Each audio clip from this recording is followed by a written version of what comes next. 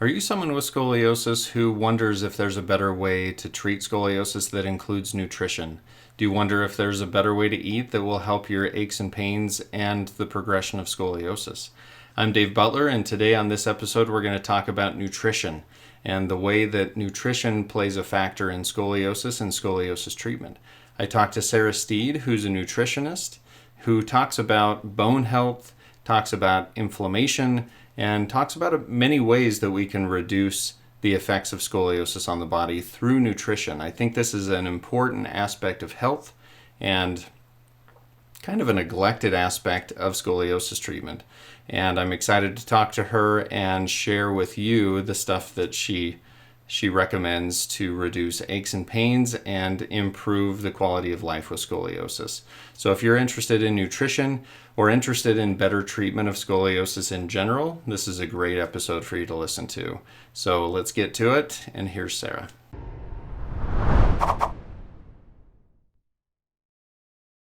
Okay, welcome to the podcast. I'm here with Sarah Steed. She's a nutritionist that we've been talking to about doing some nutrition related to scoliosis, and I'm really excited to have her here. I met Sarah for the first time. She moved into our neighborhood, and I did not know she was a nutritionist until we got talking, and I'm like, hey, we actually have been looking for some options with nutrition in our scoliosis patient. And so she agreed to be on this podcast and share her knowledge. So, Sarah, you want to introduce yourself? Kind of tell us your background. Yeah. So my name is Sarah Steed. I refer to myself as a nutrition and exercise consultant. I'm also trained as an emotional release therapist. I have over 25 years experience in the industry, and I primarily specialize in body transformation, and metabolic health and really helping women get off the diet roller coaster. But my work isn't just about fat loss, it's about true body alignment inside and out. Um, I first actually got into this industry or into this field because of my own health struggles. I spent time in Russia as a missionary, and when I got back, I was incredibly nutrient deficient. I was a mess that way. And let's just say I brought back more than just memories. I brought back parasites, as one does, you know. Oh, man. But I really um, had to spend time healing myself through nutrition. And that experience really set me on this path of understanding how deeply food and nutrients impact every system in the body. And so as I built my career, I noticed that, especially in the entire weight loss and fitness industry, that it's primarily designed around research on men, and women aren't just small men, right? But we have Right. these hormonal fluctuations. We got metabolic shifts. We got different, our bodies respond to stress differently. Um, and so that affects everything from weight loss to energy levels to bone health. And so I really dug deeper and I studied not just nutrition and exercise, but also stress and mindset and emotions, and and then how they impact the body's ability to heal and transform. So my work is about getting really to the root cause, whether that's chronic inflammation, whether it's hormone imbalance, whether even it's subconscious beliefs that keep people stuck. And um, so this really applies to everyone, but anyone dealing with scoliosis and back pain and spinal abnormalities, because the spine, it's not just a stack of bones, right? It's a living system. And so the way we eat, the way we move, even the way we think, it can either support our body or stress it. So um, that's really has been my approach and my focus on really nourishing and aligning the body from the inside out. That's awesome. Yeah, and I totally agree that it's so integrated. All of our systems and all of our systems are related to our nutrition, and they're so interwoven Yeah. that yeah. And we can definitely tell that you are passionate about this. I am. I love it. It's been a big passion of mine for a long time, not only because I've dealt with, my own struggles personally, but it's a universal issue. Everyone deals with pain, everyone deals with um, health issues in one form or another, and so it's definitely something that we all struggle with. Yeah. And it's interesting because some of my patients who have chronic pain, sometimes I feel like I'm not addressing the whole picture. I'm addressing the weaknesses and the tightness and the spinal deformity and things like that. But the nutrition side is something that as PTs we don't really get a ton of training on, and so we're Yeah. kind of trying to figure that out, and not very well, I would say. And so Mhm. getting that other side of things, the nutrition side, the health and wellness side, I think that's a crucial piece. So I'm excited that Mhm. you're passionate about it and excited to talk more about that. So one thing that people may be asking is, why should I listen to Sarah? What makes you someone that people should listen to about nutrition? That's a good question. And I would actually tell people I actually don't think people should listen to me. I think that they should actually listen to their own body. Um, what what I do is to help people decode what their body is telling them, whether it's pain, fatigue, inflammation, weight gain. These aren't just random. I believe that they're signals. Um, Information our body's trying to tell us. And when you learn to interpret the body's signals, I think that's when you can actually work with the body rather than fighting against it. Because a lot of times we fight against our bodies. We feel like they've betrayed us, when they're not functioning properly or how we want them to. And so I think it's really important to listen to the body. I think people also like what I have to say because I don't just repeat the same old advice, even though a lot of it is very helpful. Yeah. But I really like to break down what hasn't been working for a person, why, and then what to do instead. And I also, in my industry, I challenge the fear-based wellness, which is a big issue in my opinion. I think, this idea that you have to eliminate everything, that you have to cut out entire food groups, or live in restriction, that's just not sustainable in my mind. And I think it creates unnecessary stress. And stress is one of the biggest drivers of pain, by the way. It also drives inflammation and even weight gain, Mhm. um, and sickness in general. And so if you're constantly in a state of fight or flight, your body's not going to heal. There's it reminds me when I actually had severe back and neck pain for 2 years, and it was debilitating. And it was at the very end of a very toxic relationship that I was in that I probably should have left far before I did. But um, to deal with this pain, I was going into different therapies. I was getting different, modalities up to 3 times a week just to deal with the pain. And it would offer relief briefly, but it wouldn't last. And so I remember I had driven myself to my lawyer's office actually to sign divorce papers. And I remember getting out of the car and being in so much pain. I could barely walk.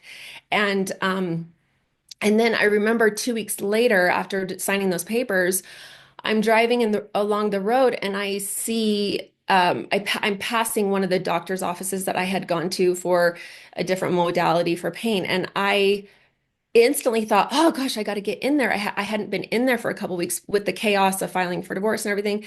And immediately, as soon as I had that thought, I was at a red light, and immediately I realized, oh my gosh, my neck and my back don't hurt. And I remember moving my neck around and being like, oh my gosh, when did they stop hurting? Because it was so chronic. Like I'd gotten to the point where I couldn't exercise. I had a hard time walking. I mean, I could walk. There was just pain associated with every single time I moved. And so what I learned from that experience is that pain is not always just physical. I think in a lot of instances it is, especially with scoliosis, but it can also be emotional. It can be mental. It can even be energetic. Um, and so the people around you, the space that you live in, the thoughts that you repeat daily, all of those really impact how your body feels, and how it functions. And so that's why my approach isn't just about food and exercise, right? It's about Mhm. mindset, it's about stress management, um, it's about shifting the way you relate to your body. Yeah, and it's interesting. There's so many different pieces to the puzzle that Yeah, is health, it is. and the Yeah, more pieces that we can get in the right place, the better. I mean, yeah, I see it all the time, stress like you're talking about affecting aches yeah. and pains and we need to address that as well. Sometimes I feel like I'm the wrong type of therapist for some of my patients, um I doubt but that. But yeah. I know what you mean. I mean, there's so many different um modalities out there that, if we all come together, it can really help and someone any I think there's just so many wonderful um options for getting help and relief, but I love the specialty of especially what you do because it really offers the structural component of dealing with back pain is huge.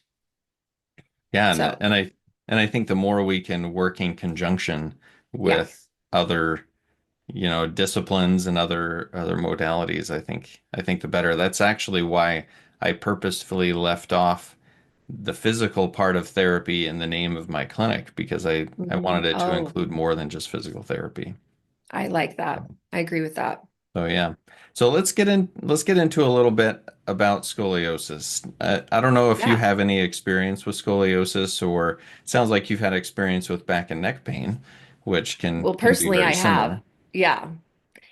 I don't have scoliosis personally, but my best friend and my niece do, and they were big time dancers when they were young. I feel like that tends to be an issue with a lot of dancers, which I've noticed. I'm curious what you think about that. Yeah. What are your thoughts?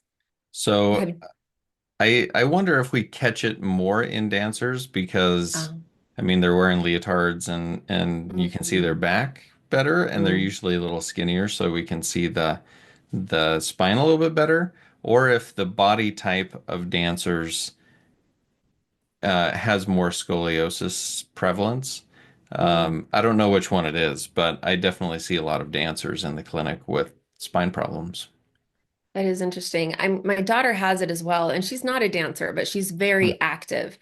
And I've worked with women with scoliosis and, chronic back pain. I think one of the biggest game changers for them in my experience with them is reducing inflammation Hmm. because chronic inflammation it's like a slow burning fire in the body. It weakens the connective tissue, it stiffens the spine, speeds up degeneration. Hmm. And so and what fuels that fire is blood sugar spikes. I feel like that's the main thing. Also, nutrient deficiencies, Hmm. and even stress. And so when I work with someone who has back pain or scoliosis, I look at a couple things. First, are they absorbing the nutrients that their bones and ligaments need? Hmm. And then are their hormones helping or hurting their health? Um, and then are they stuck in like an inflammation cycle of poor blood sugar regulation or stress? And then once you get to that root cause, I think that's where the body becomes more resilient, not just in handling scoliosis, but I think in overall movement, also overall energy Hmm. and even pain management. So um, I think nutrition really gives your body the tools to heal, and then movement and helps just like you were saying, all of it together really integrates healing. And that's where, physical therapy is the game changer. And so integrating all these modalities really just gives a person all of the options for healing, Hmm. or gives the body all of the options to heal. And let's not forget stress because honestly, I feel like stress, I don't know, maybe it's just me. Maybe I'm just stressed right now. It could just be me, but I just think stress is honestly the gasoline to the inflammation fire. And so if you're dealing with scoliosis or back pain or, chronic health issues of one form or another, stress levels will always either help you or hurt you. And when I say help you, there's positive stress, right? There's eustress. So, like for example, exercise or physical therapy, that's a form of stress on the body, but it's a positive stress, right? Once Yeah. things get to a distress, that's when it's an issue. And if you look around our society and what's going on, just in everyone's lives, I think our level of stress, not physical stress, the good kind that builds strong bodies, but the mental stress that doesn't allow for those things as well. I mean, Right. it's much more prevalent. Yeah, So I agree. that that's something that we need to address, and I think that's a multifaceted approach. That's not something that only one thing can help. So if And we that's dive a true. And little that's, deeper in, oh, go go ahead. ahead. I was just going to comment. That's why it's important to listen to the body, right? Because Yeah. yeah, Well, and that's what I find a lot of my patients don't listen to their body. They basically are telling their body what to do, and it should just do it and not complain. And and then you have the inflammation side of it that you've already talked about with, yeah, inflammation is increased in the body, and then we have the body complaining about doing activity because it's not getting the right building blocks for what it needs. I mean, it's a cycle that so many people are stuck in. yeah. And nutrition is it's it is a foundation, but the spine is not just a rigid structure. Hmm. It's a living tissue that's constantly responding to what you feed to it. And but food isn't the only thing we feed our bodies, right? We feed our bodies thoughts and beliefs and expectations, which are Yeah, just as powerful as food. So if you're constantly telling yourself that you are stiff or broken or your body isn't responding as it should, your body's constantly listening. And yeah. so when you nourish it though with possibility and the right nutrients and the right movements, um, strategically, then I believe that your body can adapt and stabilize. Well, and it's interesting because I had a discussion with one of my therapists recently about how things are talked about in physical therapy and in medicine. So, for example, I have 30-year-olds that will have a spine surgeon tell them, well, you have a spine of a 70-year-old, or wow, I've never seen a spine this bad before. And just that expectation Mhm. changes how they feel about their body. Mhm. And it's really interesting to me how just how we talk about things Yeah. affects how people view it, and how they view it affects how they feel. Yeah. And I think that's also with nutrition. If you are talking about it as, cutting out food groups, bad foods, stuff like that, it's like, maybe we should rephrase that and Yeah. reframe it so that Yeah. it's actually helpful. I agree. I agree. So, Because I think that when we put the emphasis on this is bad, I can't have that, and it becomes restriction, that just increases stress, and stress leads to weight gain. I mean, you know what I mean? Or pain or whatever. It just leads to yeah. so many metabolic issues. And so I think when we can reframe what we do for our body and make it um, rather than something that is a problem, Hmm. see it as an opportunity for growth, I think that's when everything can change for us. Yeah, totally agree. So Yeah. if we split up adolescents and adults, I know that in our discussions before, you had talked about you focus a lot on women and Right. nutrition.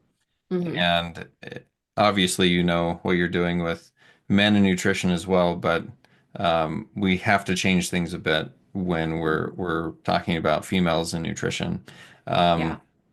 Um, in my experience, we have two groups. We have adolescents and we have adults. I mean, we have older adults and younger adults, but kind of give me an idea on what you would do differently with adolescents and adults. Sure. Okay, so for adolescents, I think it's a prime time to strengthen the spine. Oh, that's cute. That rhymed. Prime time to strengthen the spine. You We're should going to use put that on a that. shirt. We should make that a slogan for all the adolescents out there. Yeah. Um, but meaning to focus on bone building nutrients. And so for an adolescence, I would recommend calcium and vitamin D3 and vitamin K2 and magnesium.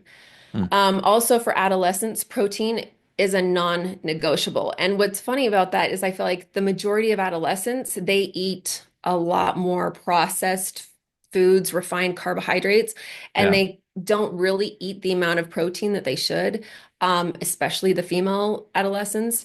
Hmm. And just to let them know that bones are not just minerals. They're made of collagen, they're made of proteins. And so it's really important to eat protein.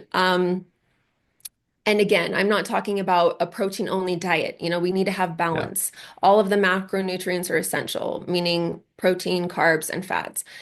Um, but protein is going to be really important for you as you're growing, as your bones are developing. And the next thing I would recommend for adolescents is to cut inflammatory foods. So that's essentially going to be the majority of the processed foods, Hmm. and trying to prioritize whole foods, omega-3s, antioxidants. Um, I would basically stick with those and just, be active, live your life, enjoy it, have positive thoughts. For adults, let's see, I would, especially menopausal women, let's talk about them for a minute. Hmm. Um, the goal now shifts from bone building to protecting your bones in menopause. Yeah. Um, Especially as estrogen declines, your bones will weaken, and also your ligaments. And so I think if you already have issues with scoliosis, when you enter menopause, I would think that scoliosis progression becomes more likely. I don't know. What are your thoughts with that from your experience? Yeah. So we actually see scoliosis progression in adolescents when they're growing, and Mm, and then menopause is the second one with hormone fluctuations. yeah, And so I think that's right on the money. that's interesting. I do think for anybody, any adult, and even adolescents, but adults in general, blood sugar stability is going to be critical because high blood sugar, which we as a society, we chronically have the blood sugar spikes Hmm. and it's just all over the place. It's wild. Yeah. And that's just because of the typical American diet is not super healthy. We eat a lot of processed foods and things like that that will really spike blood sugar. But the reason why I talk about blood sugar is because if you have chronically high blood sugar, it will lead to inflammation, and then that leads to faster degeneration. So as adults in general, especially if you have spinal abnormalities or scoliosis or bone issues or back pain or whatever, it's going to be really important to keep your blood sugar stable. Also for adults, I would say collagen is important and also vitamin C. These will help you uh, maintain your ligament and disc health, so bone health in general. Hmm. So that's what I would say to both of those populations. So that they're definitely different. I mean, in different Yes. scenarios, but it doesn't, yeah, it definitely doesn't mean we're treating them the same. There's not a one size fits all diet for all No. patients with scoliosis. I mean, even individual patients need different things related to their nutrition. So that's definitely good to Exactly. know. Yeah, I've never even had two clients that have been the same ever. The type of foods that their body responds to, the nutrients, even their likes and dislikes. I mean, everything's so different from one person to Yeah. another, even though overall, the body responds best to real high quality foods and things like that. But even in general, every single person has different goals, different needs, things like that. So it definitely is, when it comes to the body, it definitely needs to be customized. Modalities need to be customized to the body. You Yeah. can't have a generic program. It just doesn't work. Well, I think that's the same with pretty much anything, even Yeah, physical therapy. If we're doing cookie cutter treatments for everyone, they're going to work for some, but there's going to be a lot that they don't work for. And I right. think that's similar to what I've seen with some, regular diet programs and things like that that aren't specifically designed for that person. Yeah. And there's a lot of them out there now. There are a dime a dozen now on social media, which I think is, it's good. If someone needs some sort of, I don't know, just program, not even a program, but just kind of like something to follow just to start getting them in the right direction. But if they're really going to have something that fits their exact needs and really gets to the nitty-gritty of what their body needs specifically, it has to Yeah. be something that's customized. Yeah. I mean, I guess something's better than nothing if you can Sure. stick with that. Sometimes it depends. There's some gnarly things out there that I've seen on the internet where I'm like, oh my gosh, I hope no one does what this, suggests. Right. But that's why you got to Yeah. filter through it. Yeah. So maybe it's not something's better than nothing because I see that in scoliosis treatment as well. Sometimes I'm like, why are people doing this? Please don't do Yeah, that. So yeah, that's good. That's maybe a topic for a future podcast.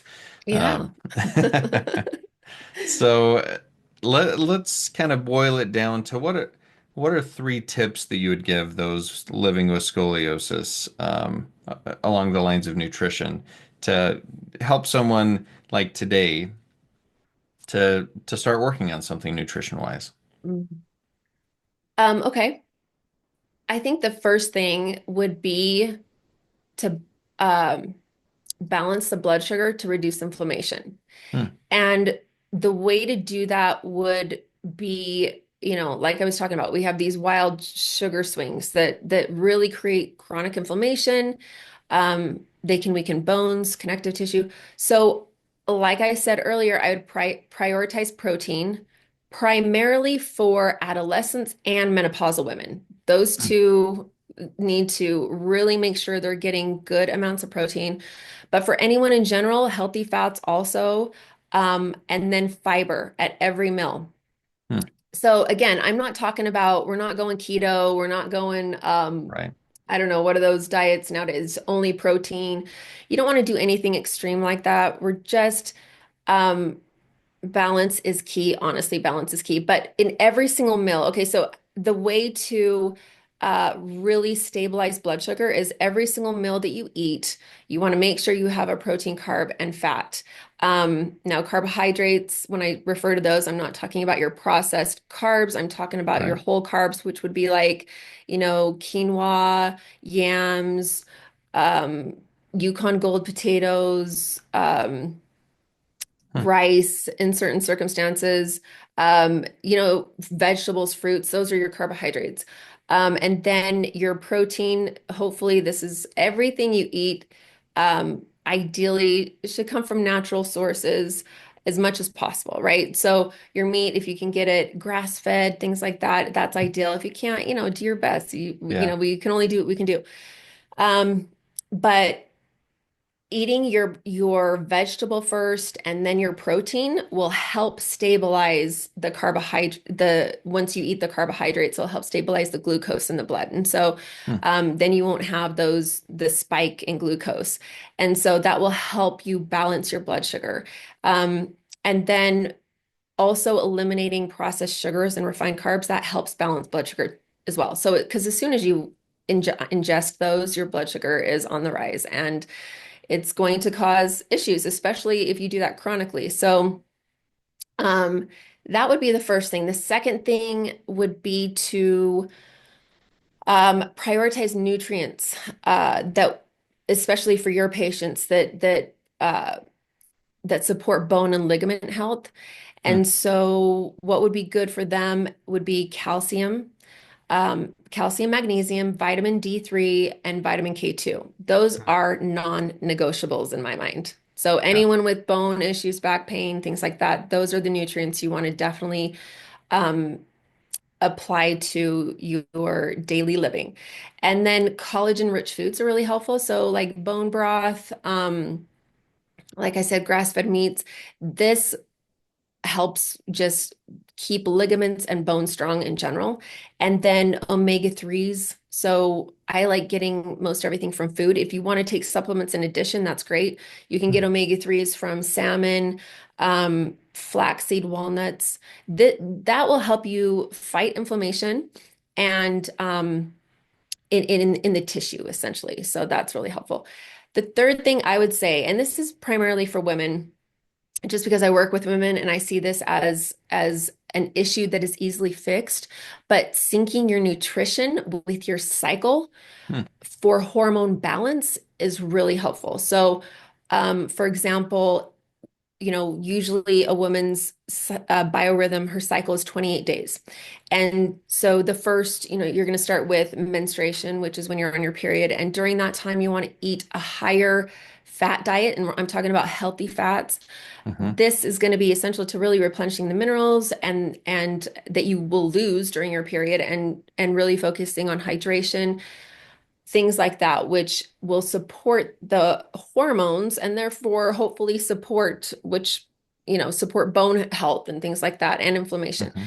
Um, and then you move into the follicular phase. And in the follicular phase, you actually want to boost protein intake during this time, Hmm. as well as calcium. And this helps support bone building because that's during the time when women will build bone health more in the follicular and ovulatory phase. And then when they progress into the luteal phase, which is the last half of their biorhythm, Hmm. you want to go more high carbs. And I'm talking whole carbs because that helps with, well, I should say no anti, or I should say anti-inflammatory foods. So no processed foods, right? Because during this time, progesterone increases. And so, which when you are eating higher carbs during this time, it actually helps prevent ligament laxity and also pain flare-ups, and it actually will help decrease PMS symptoms. Hmm. So for women, I think it's really essential when they're in their reproductive years to start realizing that they are a different person from week to week to week. Their hormones are different, their metabolism is different, the way their body responds to food is different. So you use the food to um, you work with, I guess, the changes in the hormones from week to week rather than against it. And so being educated on what foods to eat during that time that will help better support the body is essential. And I think that's definitely one of my nutrition tips. And I know it doesn't apply to men, but it's just something that women, I think we've never been educated on that because the research hasn't really been there until recently. And so I think that's a really important um, thing to keep in mind for women in general. Well, and that's not really something that I've seen a whole lot in the nutrition realm is syncing your nutrition to a cycle or to Yeah, your cycle like that. And I mean, it makes sense. Your body's using nutrients differently at those different phases. So, right. yeah, it makes a lot of sense. Does that change much when you get into like menopause, we're getting into where maybe there's not a regular cycle, maybe there's maybe an absence of a cycle. Yeah. I assume that would change during that time. It does, meaning that menopausal women no longer cycle with estrogen and progesterone anymore. Hmm. But it's crazy because their body still cycles, but it cycles with cortisol and insulin. So that's Hmm. why women who are menopausal, maintaining blood sugar levels is just so essential. And then also um, making uh, making sure that they're naturally going to be more stressed during menopause and after because with the decrease in estrogen and progesterone, also serotonin and dopamine decrease. So they're Hmm. going to feel more depressed, more anxiety, but there's ways to combat that. And that is also to eat based on the cycles that they experience with cortisol and insulin. So it's fascinating because their bodies actually experience the same sort of cycle, obviously in a different way, but where there's a time in their cycle where which is very similar to when a woman is on their period when she's menstruating, where they need to just take downtime, not push it too high because their stress bucket is a little more full. Their body isn't dealing with stress as easily. So and then they'll go into a similar like follicular phase that women who are menstruating or sorry, who are cycling experience where there needs to be an increase in protein intake to help maintain bone health and muscle health. And so for women in menopause also, I really stress resistance training. That is huge to maintain the muscle, but Yeah. also the bone as well. And just doing impact movements, plyometrics, things that most women in menopause don't want to do, but there's Mhm. ways to do it that will just, especially when you know it's beneficial for you as far as maintaining the muscle and bone health, which all women want. We don't want to have be osteoporosis ridden, cashew backs or the curly kale backs. We don't want Yeah. those type of spines when we age. And so we want to maintain our health as much as possible, especially when we start to notice the changes in our bodies. We really want to be more proactive with what we can do. So, um, and I just want to say to women cannot heal in a stressed body. And us Hmm. women, we live in a dopamine driven society, which is very male centric, and men thrive on dopamine. That's their master neural regulator, which is great for them. But for women, we don't thrive in that type of society. Our master neural regulator is actually oxytocin, which is the connection hormone. Hmm. And what I find fascinating about that is that women need to connect, but yet we disconnected from our bodies. We Hmm. discard our bodies so easily. We'll be the first to say, "Oh, my body's betrayed me. I put on 5 pounds over the weekend or whatever, or I'm having pain here and there." But then we take a step back and we look at our life and we realize all I'm doing is I thrive off of a to-do list. I run around like a chicken with my head cut off. I'm always taking care of others before myself. And I'm here to tell women that is not a badge of honor. I'm sorry, ladies. Putting yourself last is nothing to be proud of because that increases stress. And when stress is increased, it increases inflammation, which leads to pain. And so, really, doing things that calming your nervous system is essential. And when I say put yourself first, I don't mean, putting on your makeup for the day. I'm talking about really being with yourself, um, maybe meditating, sitting still, listening to music, making your environment more Hmm. peaceful. Um, and doing what calls to you in the moment rather than putting yourself on the back burner so that you can be there for everyone else. Not that that's a bad thing, but I just think that there needs to be balance in that regard. Yeah. I think a lot of times we think that health is something to achieve. It's like something outside of us, like either it's in the future or our health was in the past and it's something that we're not able to achieve in the now. And it's something we're constantly trying to, claw after essentially. But what I want to say to people that I think that health is more of an essence to embody. Because I tell my clients all the time to say to themselves, with everything they're doing, whether any choice they make, any activity that they're doing, to say to themselves, how healthy can I be in this moment? Or is this the healthiest, or am I being my healthiest self right now? Hmm. And what that does is that whatever you do, I find myself, doing whatever it is. When I say that to myself, is this what my healthiest self would be doing right now? A lot of times it isn't.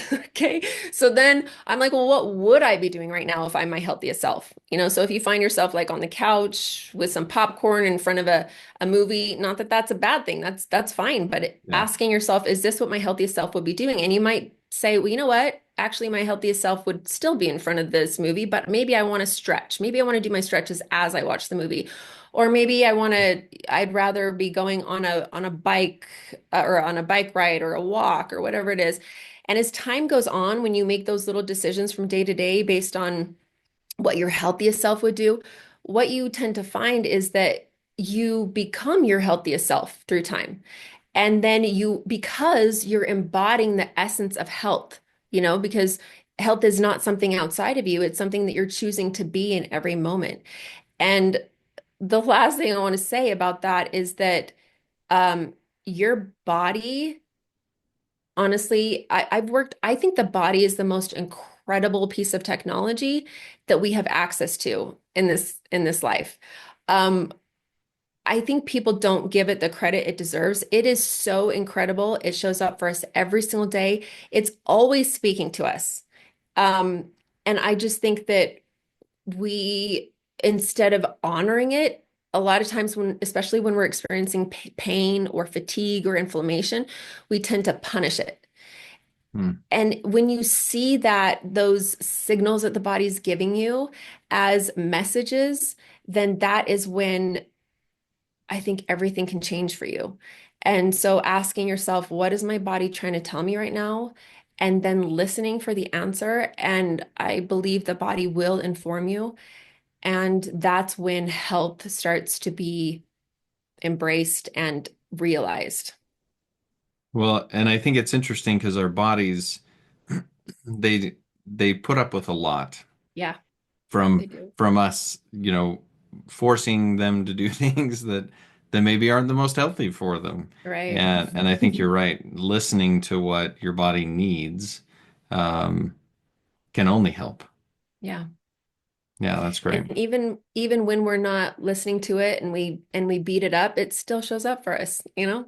It's Yeah, doing its best, the best it can. And sometimes the way it does show up for us is through the aches and pains, trying to get our attention to take a step back and see what is imbalanced in our lives. yeah, Because that's the only way it speaks to us, through yep, aches and pains. yep. That's what I see all day long is Yeah, I bet the you do. communication from the body. Yep. So, well, that's great, and you're definitely passionate about discussing women and nutrition and basically giving permission to focus on yourself. Yeah. Because I totally agree with you. That doesn't happen enough. That No. needs to happen more. So that's great. So tell me what options you have for those with scoliosis. Um, well, I have a couple programs. I mean, they're not scoliosis specific, but they are Yeah. focused on the whole body. So anyone with back pain, health issues, spinal issues, they're going to get help from that. And a lot of times with my programs, I will try, especially if you work with me one-on-one, I totally customize a nutrition program specifically for your needs. And so Yeah. it would obviously be different based on the individual I'm working with. But I also have a program called Diet Rebel that is not necessarily one-on-one. It's a group program, and Hmm. where we're focused on the totality of the body in so many different ways. It's a 13-week program. We focus on belief systems, emotions, um, how we're responding to our body, our relationship with our body, food, meaning nutrition, exercise. It's the whole package to really get down to the nitty-gritty of helping women transform their bodies. And what's interesting about it is the focus may be on fat loss, but what I find with my clients is that it's a total life transformation. You know what I mean? It's when you create a healthy life, the body responds. Well, I should say this, fat loss is just a natural byproduct of a healthy life Hmm. Yeah. in all areas. And sometimes, especially for women, we don't realize we're living an unhealthy life, meaning we're high stress, our cortisol is through the roof. We don't realize because we're living in a society that emboldens women that are high stress. And Yeah. so a lot of times it's just looking at those things and realizing, oh, I don't have balance in that area that helps um, then give you the uh, awareness, which I think is the first step, awareness of what needs to be changed in order to have more balance, and then honestly, just fat loss and body transformation and health, increased health is just a byproduct of making those shifts and changes. So those are the programs I offer. In general, you can find me on my website at sarahsteed.com, and that's Sarah with an H, Steed like a horse. That's Steed. And that's where you can look into my programs more specifically. And then I'm on social media as well under the Sarah Steed. And that's I'm hopefully I'm going to be on there more frequently as in the near future, but I will share a lot of nutrition information on there, cycle syncing, metabolic health, things like that. Fantastic. So people can go, and I'll put the your website in the description of this podcast so that people can access that. And Perfect. it sounds like great programs that you have already out there that people can utilize, especially women who are struggling with the things that we've talked about. And yeah, I agree. There's not really a scoliosis specific nutrition plan, but I think a nutrition plan that helps with bone health and spine health and just general health. I mean, that's what we're looking for. Yeah. And that can be customized, Yeah, if that's a person's focus, that definitely can be created for an individual for their needs. fantastic. So yeah, if anyone wants to learn more, they can go to your website and learn more. You had mentioned that you have a couple of offers for the listeners of the podcast. Yeah, yeah. So I also will do it's a 30-minute menu makeover, but Hmm, for the people in your podcast or for your listeners, for the first five individuals that sign up for that, I will give them $75 off, but it will also be a one-on-one scoliosis nutrition consultation. And it won't just be a half an hour, but we'll go as long as the individual needs. What that will entail is like a personal assessment and also a customized menu plan that they can follow. It's normally $150. I'll give them the $75 off. And that's again, it's awesome. available for the first five people to book a session. And then also for anybody, I am offering a free guide. So it's the top five foods to fight back pain and inflammation. So it's just a Fantastic. free resource, and I will give you the link for that, and you can put that, I guess, wherever you put it. I don't know. I'll put that in the description as well. I mean, Okay. that's great. Those are great offers. So if you're listening to this podcast and you want to take advantage of that, look in the description and you can take advantage of that. I think that's a fantastic offer and you don't want to miss that. So, Thank you. well that's great. We've heard of some great information, some good nutrition tips. I mean, I learned a lot from this. I'll tell you that. Well, thank you, That's Dave. that's fantastic.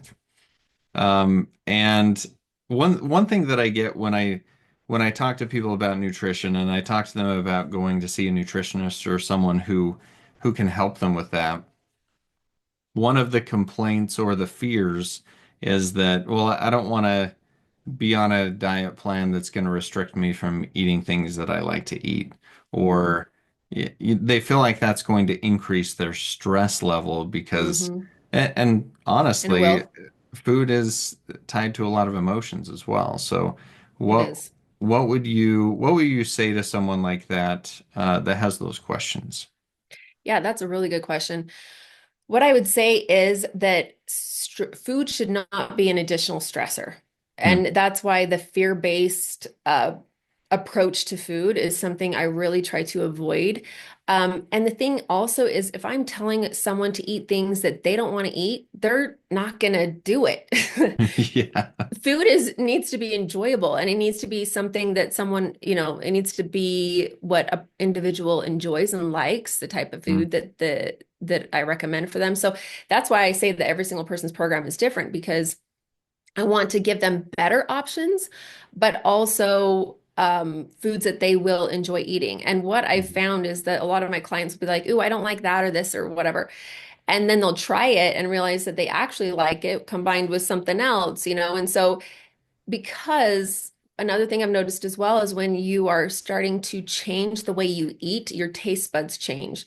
Hmm. Um, Now, I mean, I'm always going to be offering options to eating healthier versions Right. because a lot of people, I mean, some people will come to me and be like, okay, I want to completely transform my life and my health, but I don't want to do anything different than what I'm currently doing. And it's surprising that people actually have that Yep. perspective. And that is fine. Yep. But the issue is, you are where you're at right now with your health because of what you've been doing. So you have to be open to other possibilities and other ways of being. And what I notice is that as people eat healthier or they have a healthier. So here's the deal. A lot of times if people aren't wanting to change what they're eating, it is really helpful to not focus on food first, but rather focus on their way of being in this world. Because what I tell people is I don't teach you how to eat, I teach you who to be as you eat. Hmm. And so a lot of times that changes everything. And when you start it, I really focus on frequency and vibration. When your frequency and vibration start to expand, a lot of times you're going to want to eat a healthier version of foods, of a certain type of food. And the other thing is, if I'm working with someone that's only had a diet of fast food, I'm not going to immediately make them eat fish and broccoli for every meal, right? Yeah. They're going to gradually, and I wouldn't do that to anyone anyway, but they're going to gradually get healthier from where they're at. So I may recommend a certain menu for them that to any other person might seem really unhealthy, but to them it's not. To them it's a step in the right direction. And so I think the main thing is don't be afraid of food. I think our society has made food such a bigger issue than it needs to be because food, just like the body, is there to support you, not to cause you more stress. And so I do think it's just the approach that you take with food, and not necessarily making it a big boogeyman that's here to hurt you, you know. It's Yeah. actually it's amazing what food can do for the body. And I think it can truly be medicine for the body for Yeah, what ails us. And I do think food has been vilified a little bit yeah, in, people are scared because they feel like eating healthy means they're not going to enjoy it. yeah. And that doesn't have to be the case. No, that doesn't. And just like I said, with the macronutrients, it's important to have balance.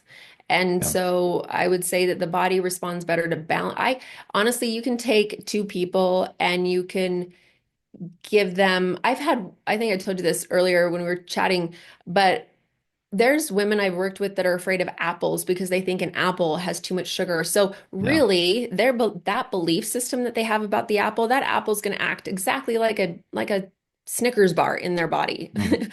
because of their belief that it's going to hurt them or whatever. But then there's individuals I know that have, I should say, more of a liberal way of eating, that they don't eat as healthy, but they see all the food that they eat as nourishment. And so Yeah. even if it's a processed food, they have balance with it. They don't Mhm. just indulge on processed foods. What I find is people that tend to restrict themselves end up binging on, Mhm. they'll restrict themselves, they'll eat really healthy, and then they'll just go the opposite direction and the pendulum will swing and then they'll start binging on all the sugars and all the processed foods. That's not healthy in general. And Oh, so that's not a healthy relationship with food or your body yeah. or your belief system about food.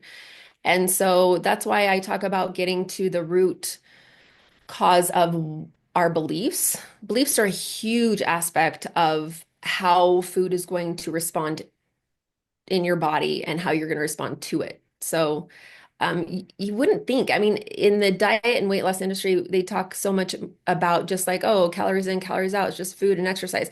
It is so much more than that. Oh, yeah. Um, but it's also cool because when you see the bigger picture, then you realize, oh, I have so much more ability to shape my life and my body without just restriction and you know uh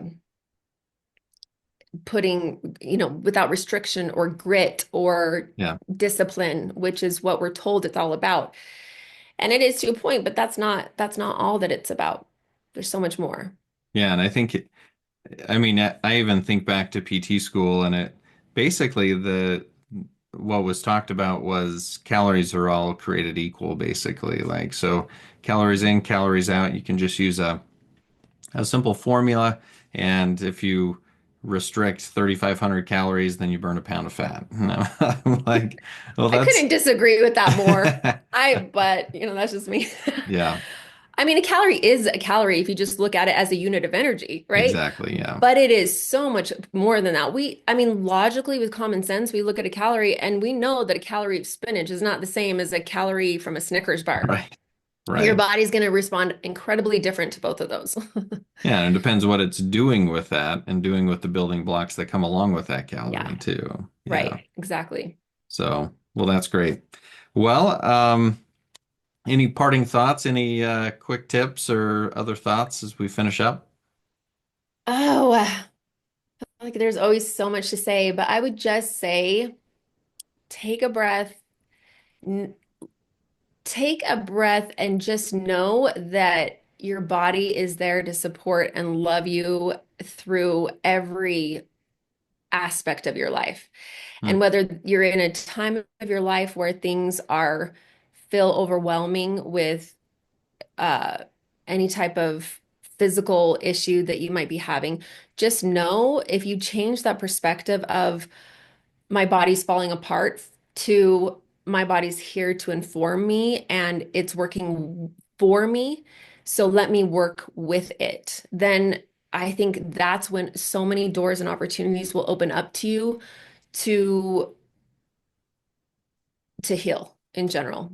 Yeah. And I think that the way we think about our bodies and just the thoughts we have in general are so, I think that honestly is truly the power, the hidden pill, if you will, the magic pill to any sort of shift in the body. It's Hmm. the belief systems and the thoughts that we have. And really, that's a huge core aspect of the work I do with women is getting to those belief systems, those underlying belief systems and thoughts that we don't even realize we're having, but we're just conditioned to have them. So we think that they're normal and they're Hmm. a part of life, and really they are the culprit to keeping us from where we want to be. And Yeah. so just taking a breath, realizing the body's here as your friend, I think is a huge win when we can do that. Great. And working with the body instead of against it. Exactly. I think that's fantastic. Well, Yeah, thank you, Sarah. Thank you for sharing your expertise and for the offers for our listeners. of And we hope course. to see more of you on Thank this. you, Dave. It's been an honor to be here. Thank you for having me. Thank you.